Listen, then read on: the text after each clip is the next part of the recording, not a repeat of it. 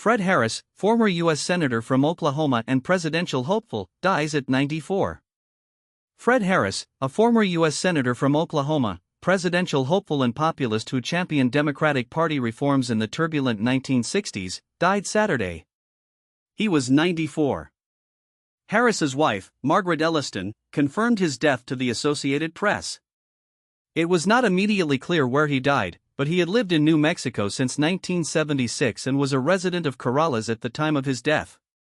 Fred Harris passed peacefully early this morning of natural causes. He was 94. He was a wonderful and beloved man. His memory is a blessing, Elliston said in a text message. Harris served 8 years in the Senate, first winning in 1964 to fill a vacancy, and made unsuccessful bid for the presidency in 1976.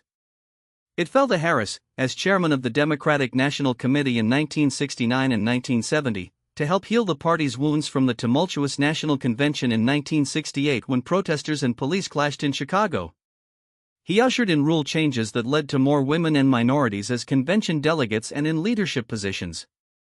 "I think it's worked wonderfully," Harris recalled in 2004, when he was a delegate to the Democratic National Convention in Boston.